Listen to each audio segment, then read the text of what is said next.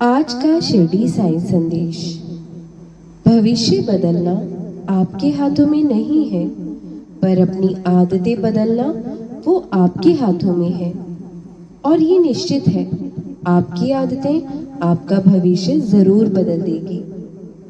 आशा और निराशा जीवन में साथ ही चलते हैं। जब जब जीवन में आशाएं बढ़ती हैं, उतनी ही निराशाएं हाथ लगती हैं।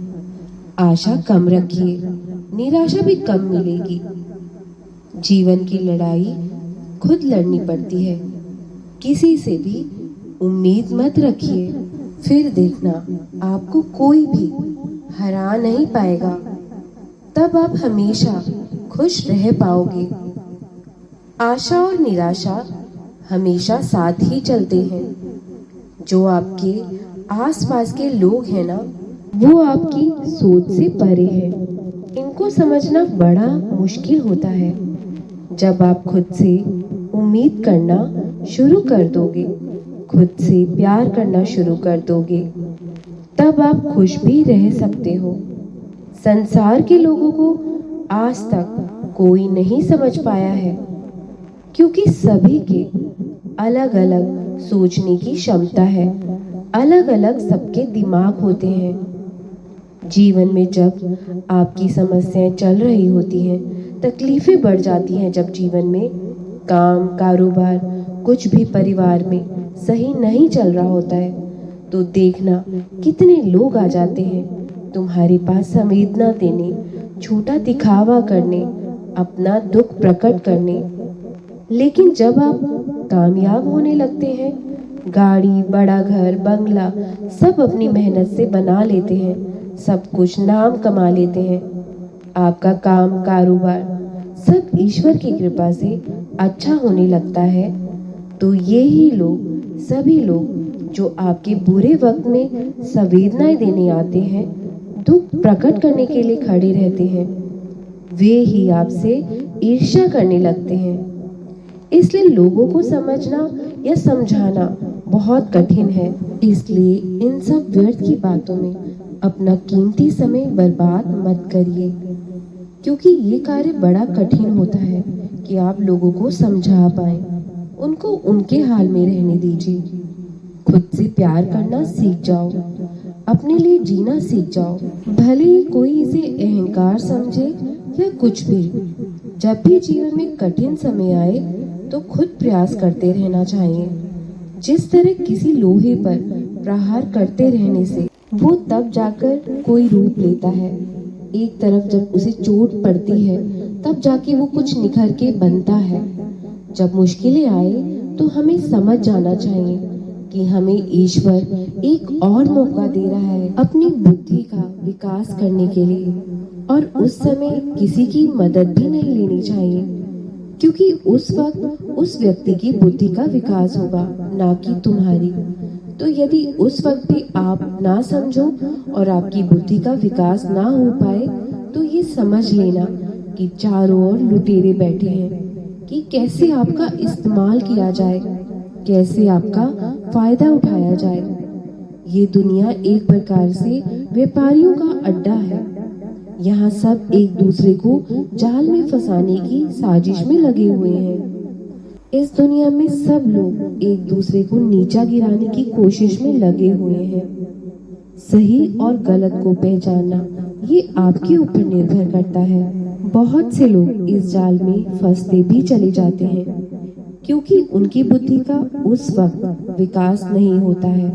तो इसलिए अपनी समस्याओं से निपटने का, लड़ने का खुद ही प्रयत्न करिए, खुद ही प्रयास करिए, आप सफल जरूर हो जाओगे।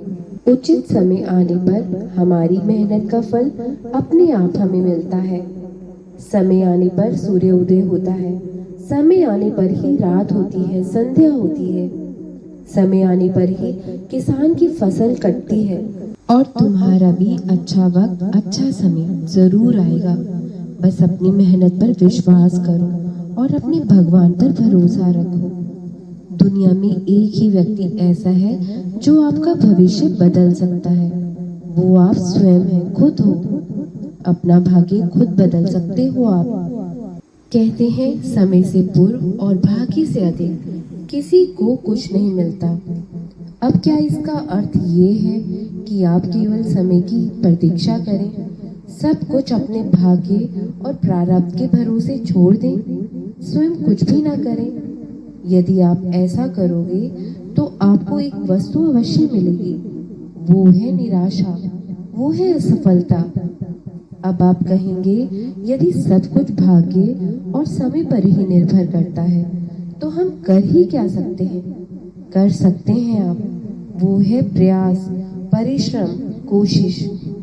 ये प्रयास ही है जो उस समय को खींचकर आपके निकट लेकर आता है, वो समय जिसकी आप प्रतीक्षा कर रहे हैं। और ये भाग्य ये आपके समक्ष फिर झुक जाता है।